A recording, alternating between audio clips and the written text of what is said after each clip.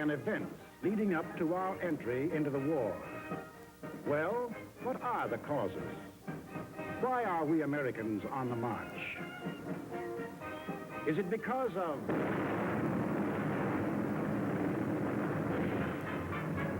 Pearl Harbor? Is that why we are fighting? Or is it because of Britain?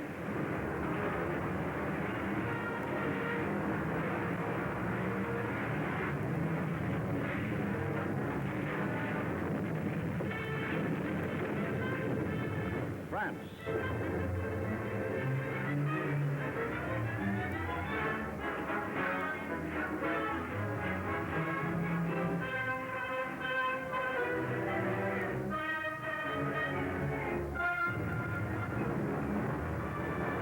China.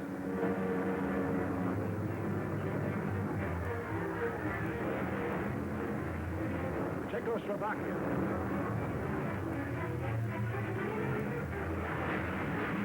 Norway.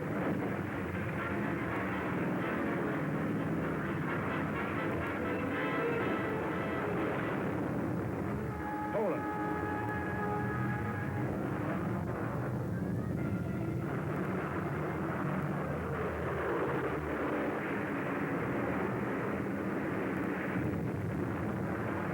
Holland. Greece.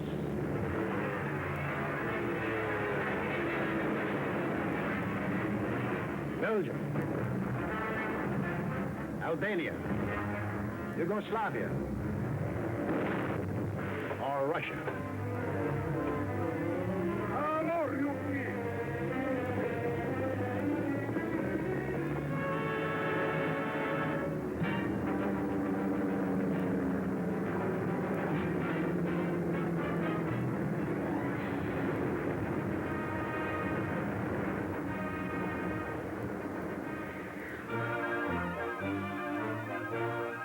Just what was it made us change our way of living overnight? What turned our resources, our machines, our whole nation into one vast arsenal, producing more and more weapons of war instead of the old materials of peace?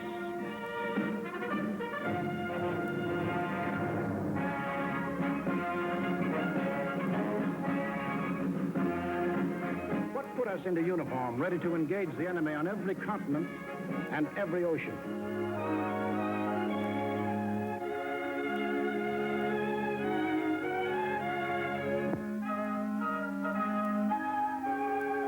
These two worlds of which Mr. Wallace spoke, the free and the slave.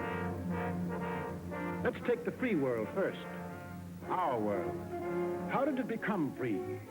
Only through a long and unceasing struggle inspired by men of vision. Moses, Muhammad, Confucius,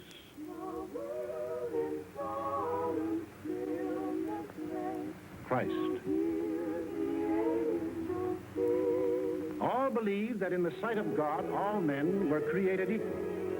And from that there developed a spirit among men and nations, which is best expressed in our own Declaration of Freedom. We hold these truths to be self-evident, that all men are created equal. It is the cornerstone upon which our nation was built, and the ideal of all the great liberators. Washington, Jefferson, Garibaldi, Lafayette, Kosciuszko, Bolivar, Lincoln. Lighthouses lighting up a dark and foggy world. That government of the people, by the people, for the people, shall not perish from the earth. Fighting, living, dying. For what? For freedom. That for which men have fought since time began. To be free.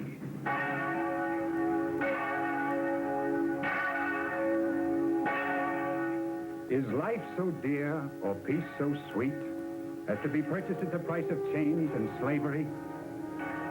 Forbid it, Almighty God. I know not what course others may take, but as for me, Give me liberty, or give me death. But what of this other world? Here, men insisted that progress lay in killing freedom. Here, they were putting out the lighthouses, one by one. Here, the march of history was reversing itself. In Italy, it began when an ambitious rabble-rouser set his followers marching on Rome. The country, like every other country after the last war, was torn by political unrest, hard times, unemployment. Two courses were available to the Italian people. They could solve their problems in a free, democratic way, or they could let someone else do the solving for them. They made the tragic mistake of choosing the second course. They put their trust and faith in this one man. They believed he represented them. Actually, he planned to betray them for the selfish interests of himself and the group back of him, just as he had earlier betrayed those who first supported him. In Germany, another and even more forceful demagogue set his followers marching from the Munich beer halls. He, too, had the sinister opportunity to take advantage of post-war chaos.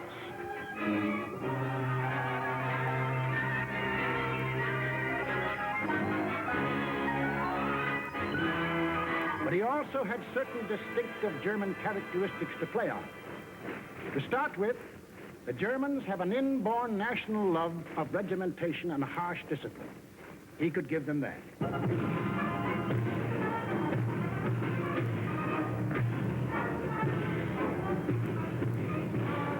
The German army, and through them, the people, had never acknowledged German defeat in the last war and were anxious for revenge.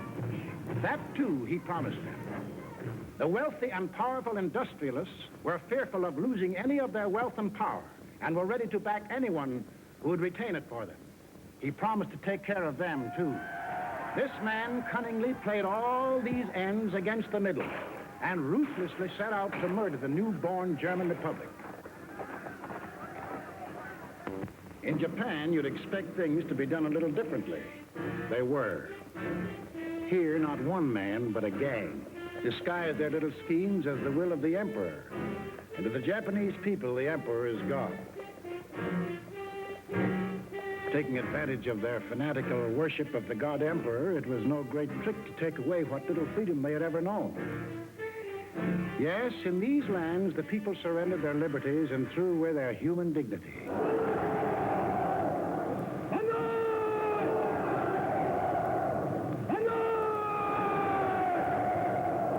They gave up their rights as individual human beings. They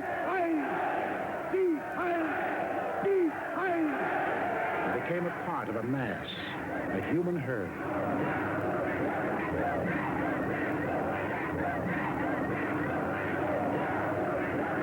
Although these countries were far apart and different in custom and in language, the same poison made them much alike. Each got a new uniform. In Italy, the new bosses wore black shirts. In Germany, the shirts were brown. In Japan, they hid behind the uniform of the army. But really, they belonged to a sinister, secret society. Their symbol was a black dragon. The other fellows had to have a symbol, too. In Germany, a swastika. In Italy, the old Roman symbol of the fascists. In Germany, they called the new order National Socialism, or Nazism. In Italy, they had a shorter word, fascism. In Japan, they had lots of names for it. The new era of enlightenment, the new order in Asia, the co-prosperity sphere. But no matter how you slice it, it was just plain old-fashioned militaristic imperialism. The Japs would get the prosperity, and the others would get the coal. They say trouble always comes in threes. Take a good, close look at this trio. Remember these faces. Remember them well. If you ever meet them, don't hesitate. Eine wahrhaftige Weltanschauungspartei sein. Und zweitens, Sie wollten, Herr... Stop thinking and follow me, cried Hitler. I will make you masters of the world. And the people answered, Heil!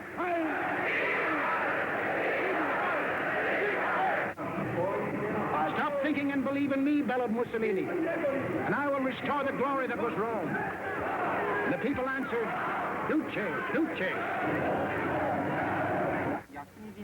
Stop thinking and follow your God Emperor, cried the Japanese warlords, and Japan will rule the world.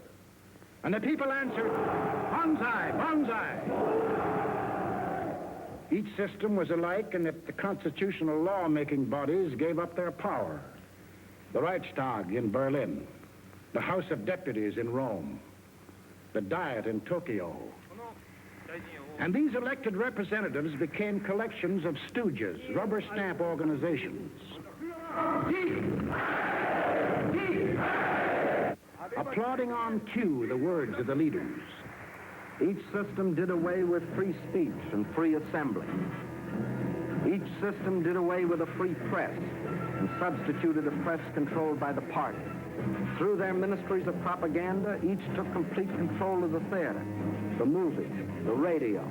Every cultural activity and every channel of information was controlled by the most important members of the party.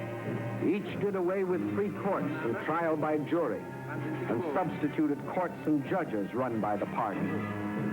Each abolished labor unions and the rights of bargaining for wages. Fertig machen zur Meldung! Achtung! Abteilung 6, 310 mit 1-3-114 beim Kranbau. Danke. Heilder! Heilder! Lassen Sie weiterarbeiten. Weiterarbeiten! And under the pretext of patriotism established a system of forced labor. Each enforced its decrees by an army of secret police who held the power of life and death over every individual. And for the few who still believed in freedom and said so, there was a ready answer.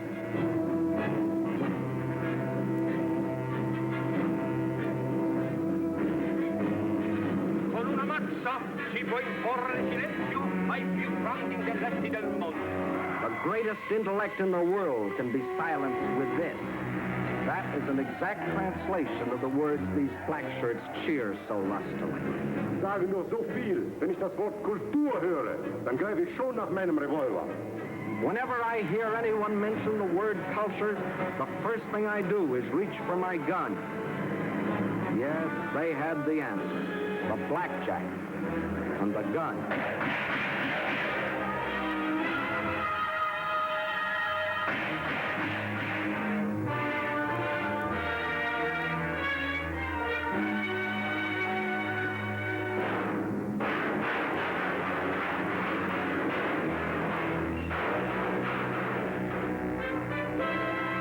In Italy, they did it different.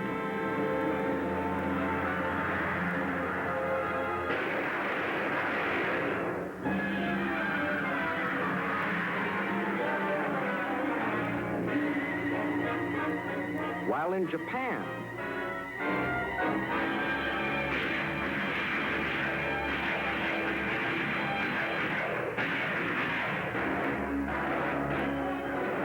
their names can be added those of hundreds and thousands of others who stood in the way of the new order.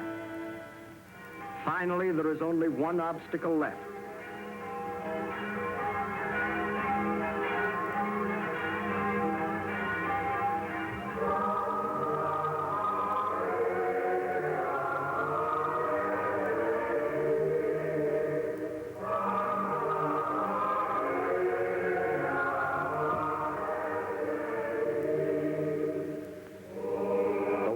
God and the word of Führers cannot be reconciled. Then God must go.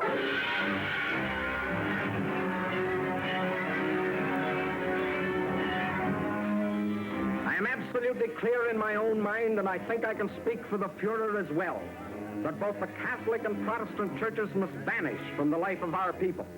Thus spoke Dr. Alfred Rosenberg. And if you have any doubt that he spoke for his Führer, here's what happened.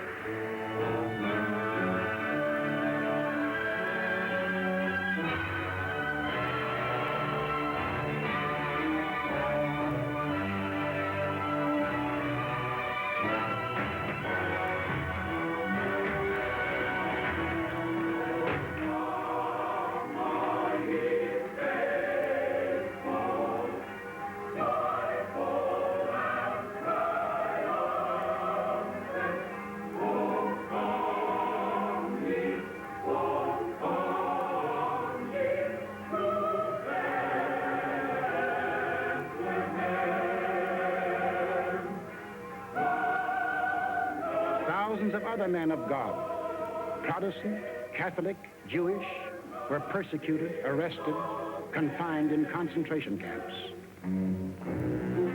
Our Führer is the intermediary between his people and the throne of God. Everything the Führer utters is religion in the highest sense. It is only on one or two exceptional points that Christ and Hitler stand comparison. For Hitler is far too big a man to be compared with one so petty.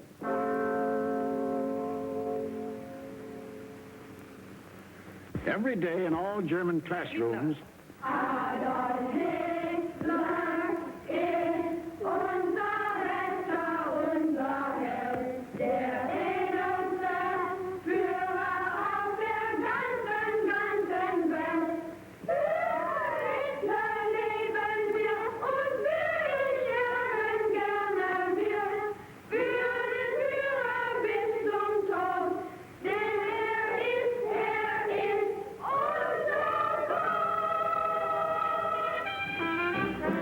yes, take children from the faith of their fathers and teach them the state is the only church. And the head of the state is the voice of God.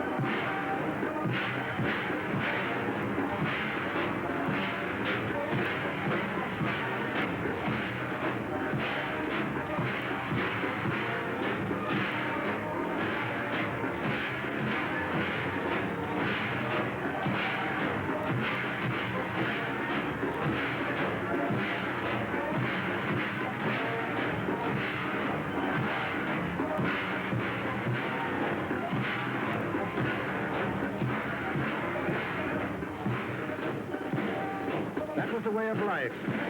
Or better, the way of death, in that other world. Now, what of our world, the democratic world? What did we want? What did we do about it? First of all, we wanted peace and security. And to prove our sincerity, in 1921, we initiated the Washington Disarmament Conference. This resulted in two vitally important treaties. One, to reduce the size of the British, Japanese, French, Italian, and American fleets. And the other, the Nine-Power Treaty, which guaranteed the integrity of China. And incidentally, one of the powers signing this was Japan. Later on, in 1929, we signed the Kellogg-Briand Pact, which was supposed to abolish war as a means of settling international disputes. This pact was signed by 47 nations, including Germany and Japan. President, I have the honor of handing you the London Naval Treaty. Faithful to our treaty obligations,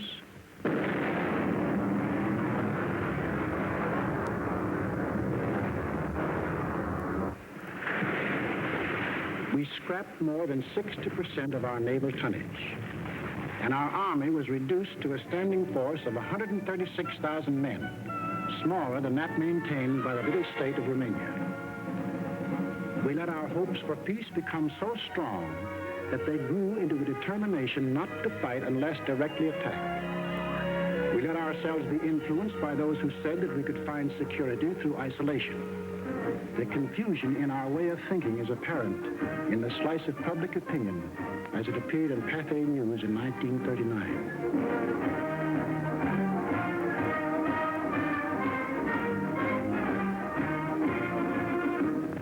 Another war, not for me. This time America should keep out, and I know I will.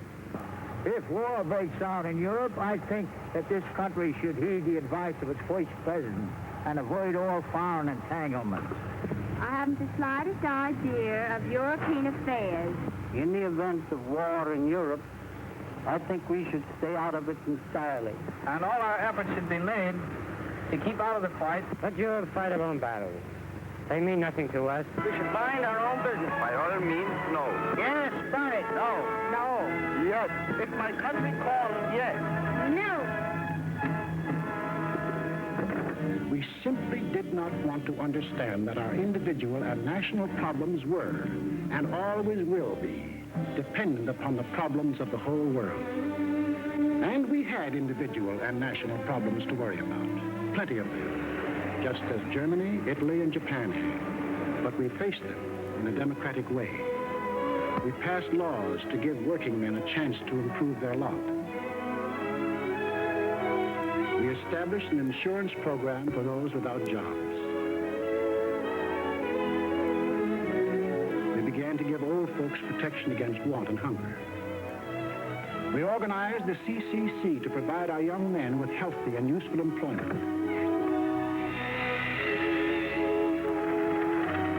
A federal works program came into being and changed the face of our nation with new roads, bridges, schools.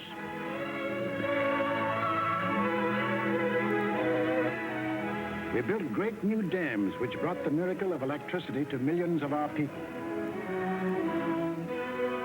These were some of our accomplishments, but there were others not so creditable. We turned our backs on the League of Nations. We passed the Tariff Act to set a higher wall of isolation around us. We encouraged lawlessness with the farce of prohibition. But in spite of these mistakes, we never had a thought of losing our free institutions. John Q. Public still ran the country. He had his choice of voting for Dewey, Wilkie, Roosevelt, or anybody else. In Germany, they had the choice of voting for Hitler, Hitler, or Hitler.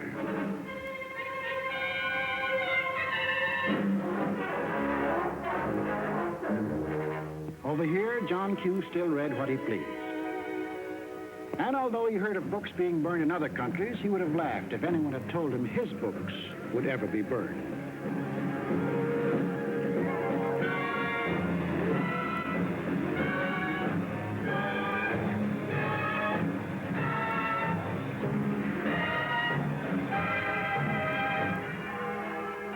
On Sunday, if he felt like it, John Q. went to any church he pleased.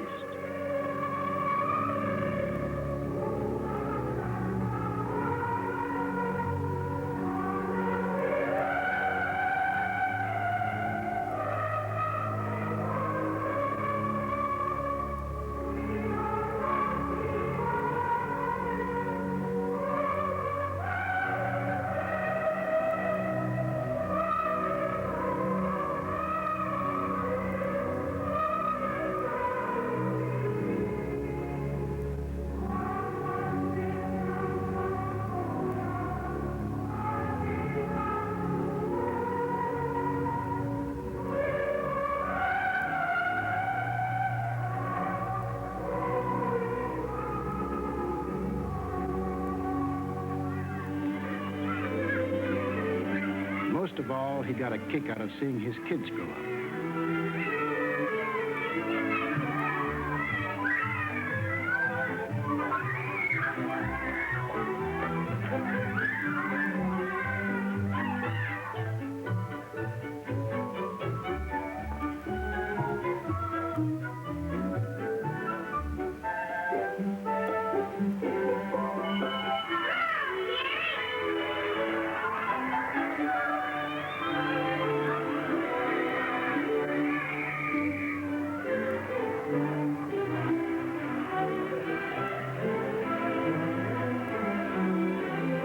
The average American was quite unconscious of the fact that some people had this in mind for the little John Q.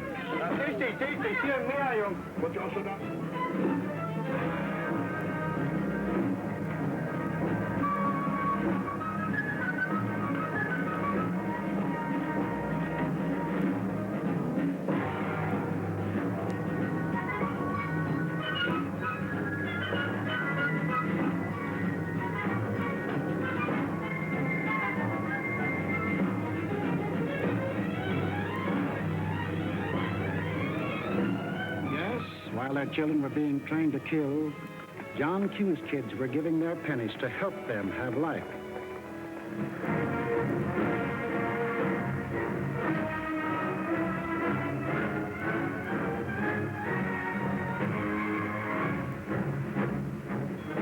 And when we saw these men in the newsreels, quite often we laughed.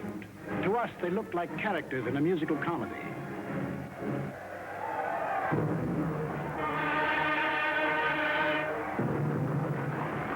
But they weren't comic. They weren't funny. They were deadly serious. They were out for world conquest. And what made it doubly serious was that there were 70 million Japanese, 45 million Italians, and 80 million Germans, all hopped up with the same idea.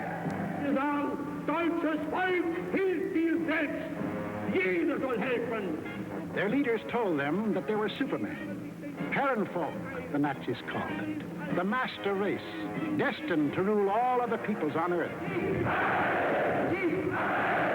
Take a good look at these humorless men. These were to be the rulers of the ruling race.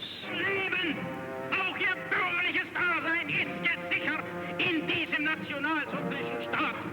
Obey us blindly, and you will attain your rightful place in the world. All other people will be your slaves. That's what they promised them. That Americans, Chinese, Russian, South Americans, all free peoples would work for them and make them rich. And how they ate it up.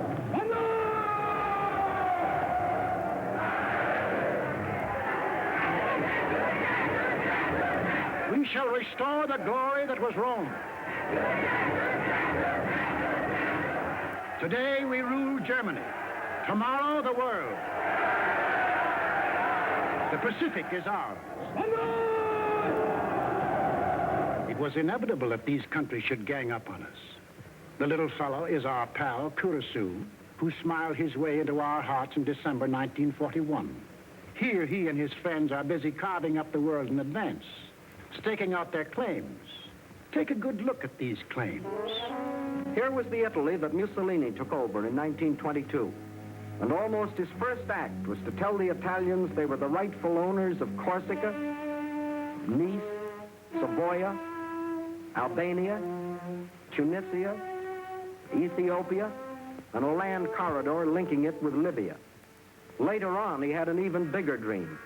The old Roman Empire as it existed nearly 2,000 years ago, to dominate all the lands adjoining the Mediterranean.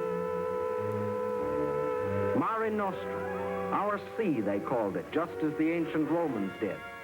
As for the Japanese, they had some ambitions, too. By 1920, they had grabbed off Formosa, Korea, and the southern half of the island of Sakhalin. Then Baron Gishi Tanaka, the prime minister, carefully set down Japanese aims in a document called the Tanaka Memorial. It was presented to the emperor July 25th, 1927.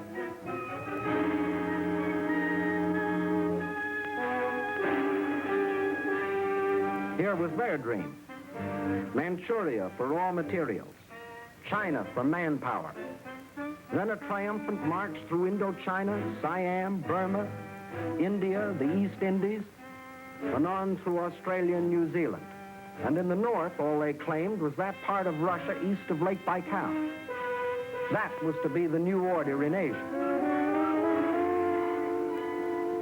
Then the Japs would move eastward to crush the United States and really start their co-prosperity sphere. Now take a look at the bite the Nazis reserved for themselves. Here's the Germany Hitler walked into, and here's what he wanted. First, Europe under his complete political or economic control, leaving Mussolini a share of the loot if he behaved himself. Then the drive to the east, through the rich oil lands of Iran and Iraq, into India. Another push south through Africa. Then from Dakar, jump off to meet the honorary Aryans who were to move in on South America through the Pacific.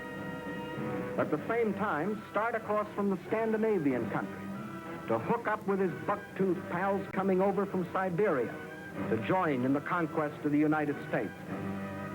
There it is, gents. All they left us was Shangri-La. And they'd claim that, too, if they knew where it was. And did they think they had a chance? Listen.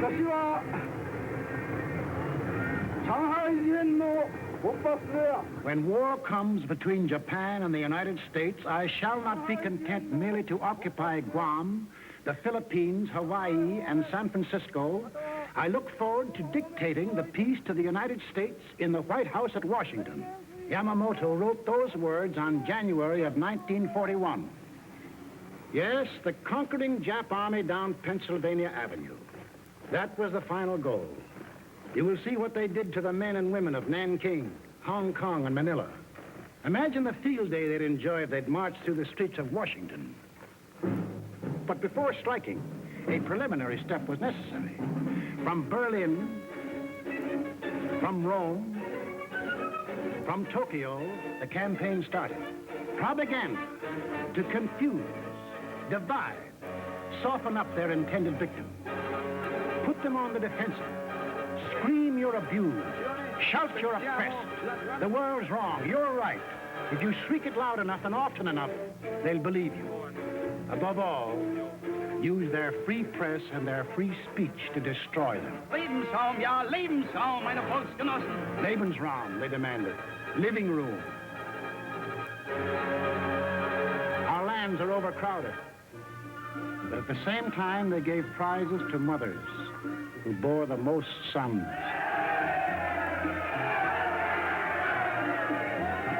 They brought together large groups of young men and young girls for human breeding. Read what one of their leaders wrote.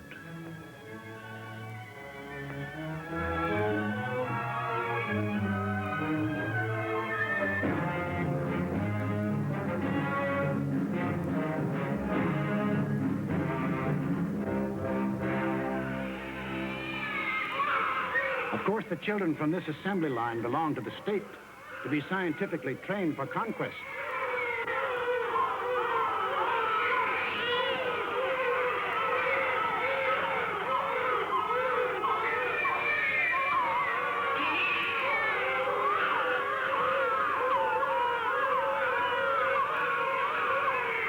Another howl was the lack of raw material. They claimed they were the have-nots and we were the haves. But out of this supposed lack, they built up the greatest war machines the world has ever known. These are the published figures from the German military budget. Actually, between 1933 and 1939, Hitler's program of rearmament cost more than $80 billion. The Nazis alone assembled a striking force of 30 panzer divisions, 70 motorized divisions, 140 infantry divisions, plus the Luftwaffe, the world's largest air force. And they had no raw materials. Think of the bread, the automobiles, the good things of life that the German, Italian, and Japanese leaders might have given their people if they had spent this money for peace instead of war. You know what billions we are now spending to match their military force? No. No, these arguments were all smokescreens. When war came, the democracies proved to be the have-nots, and our enemies, the haves. And when war came, where did it come?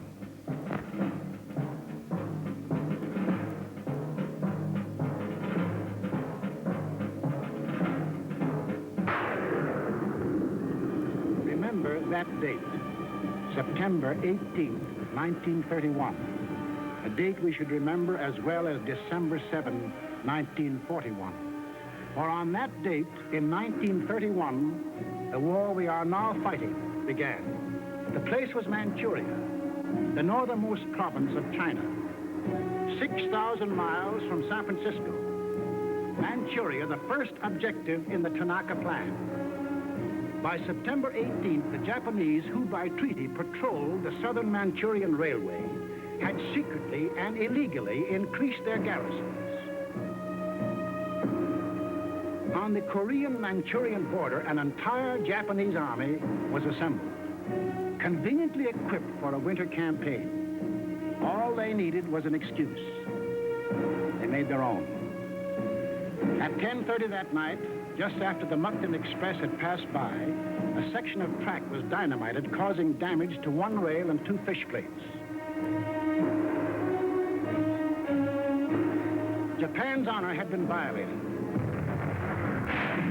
Within half an hour, the Japanese railroad garrison launched a coordinated attack on the barracks of the sleeping Chinese army at Mukden. The slaughter was appalling.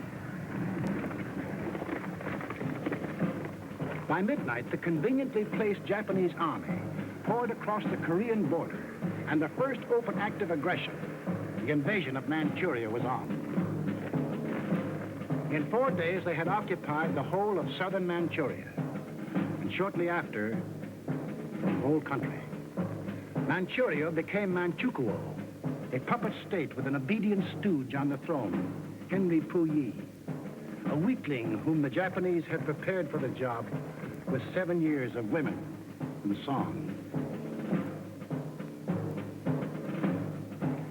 In Washington, Henry L. Stimson, then Secretary of State, now Secretary of War, sent out a blistering denunciation of the attack. The League of Nations sent a committee of 5, headed by Lord Lytton and including our own General Frank McCoy, to Manchuria to investigate. In October of 1932, the committee issued its report. We found that the Japanese occupation of this large part of China was not justified on the ground of self-defense, and that the new state which had been set up was a Japanese protectorate rather than a genuine case of Manchurian self-determination. Shortly after, the League condemned Japan as an aggressor nation. Son Excellence, Monsieur Matsuoka, délégué du Japon. I call on His Excellency, Monsieur Matsuoka, delegate of Japan.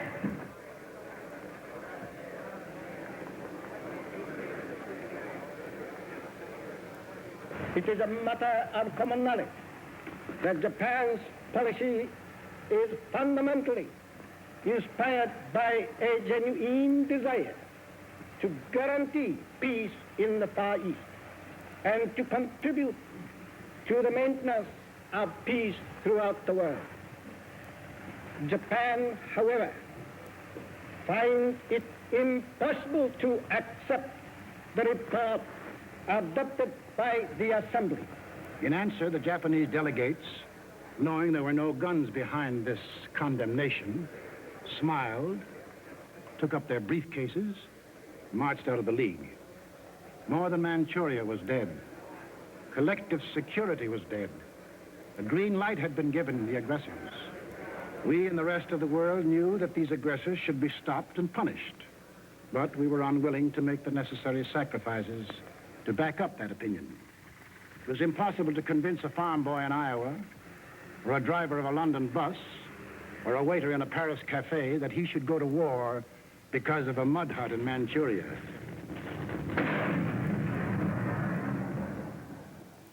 Yet the subsequent course of history makes it clear that that incident, so many miles away, is the reason that you and millions of others are in uniform today. Japs had Manchuria. Phase number 1 of the Tanaka Plan was completed. Phase number 2, the conquest of China.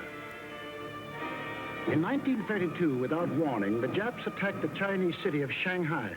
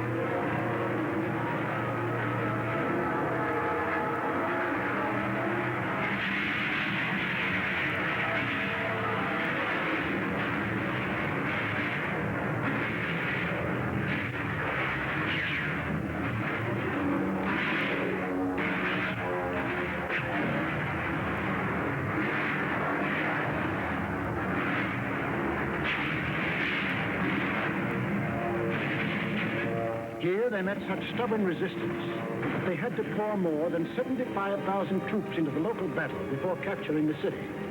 This resistance made them decide to shift their campaign to the north. And in 1933, they added the province of Yeho to Manchuria. Yes, the Japs launched the second phase of the Tanaka Plan, but they had yet to finish it. A united nation stands against them. Under the inspired leadership of General Chiang Kai-shek, the Chinese people fought and still fight on.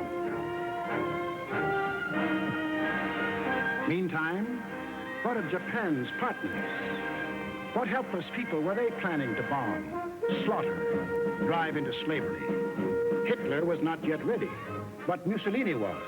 Mussolini had to be. His people were growing restless.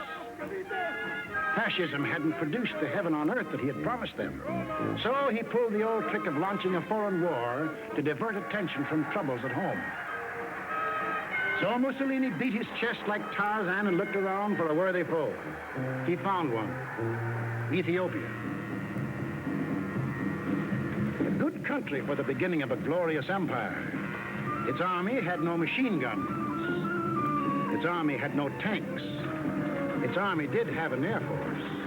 Exactly one old airplane. One airplane against the nation which had developed the new theory of total air war. Of the blitz which would wipe out cities, destroy civilians, men, woman, and child. In October of 1935, following the Japanese example, an incident was provoked at the little settlement of Wal near the border of Ethiopia and Italian Somaliland. Italy's honor had been violated. Refusing any arbitration, Mussolini moved the whole might of his army through the Suez Canal to overrun the undefended country. Ethiopia's emperor, Haile Selassie, appeared before the League of Nations.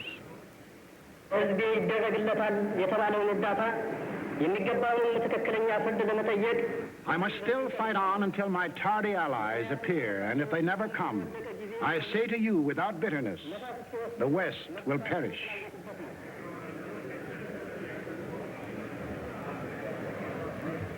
Members of the League half-heartedly stopped trading with Italy, but refused the only thing that will stop any aggressor, force. Ethiopia was left to herself. Native leaders came to pledge their allegiance.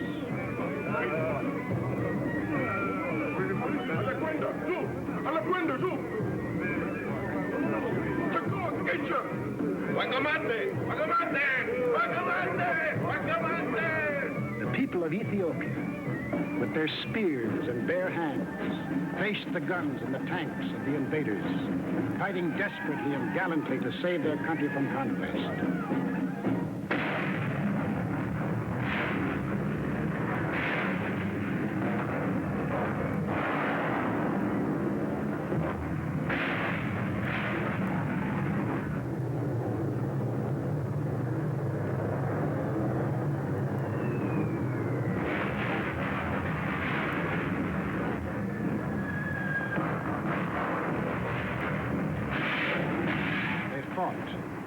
And they died.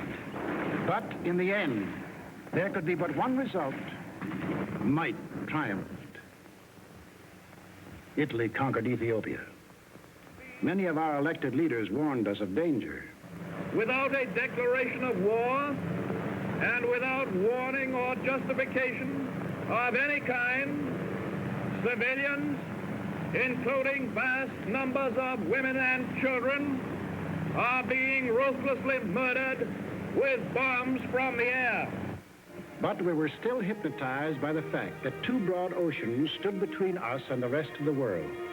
We didn't realize that the time when months were needed to span these oceans was ended, that the steamship had cut these months to days, and that now the whole Earth's surface could be covered in the space of hours. Yes, we were a nation that wanted peace. But we hadn't yet learned that peace for us depends on peace for all. Nobody would run the risk of war because of some mud huts and barren plains in Ethiopia, any more than we would run the risk for some similar huts and plains in Manchuria. Correctly interpreting our attitude, the aggressors were all the surer that they could get what they wanted. Japan had started on her march of conquest. Italy had begun her new empire. And now the third gangster. What about him? We'll take him up on our next film and show how he joined his partners and put in his bid. For this is what we are fighting. Freedom's oldest enemy. The passion of the few to rule the many. This isn't just a war. This is a common man's life and death struggle against those who would put him back into slavery. We lose it, and we lose everything. Our homes. The jobs we want to go back to. The books we read. The very food we eat. The hopes we have for our kids. The kids themselves. They won't be ours anymore. That's what's at stake. It's us or them. The chips are down. Two worlds stand against each other. One must die. One must live. 170 years of freedom decrees our answer.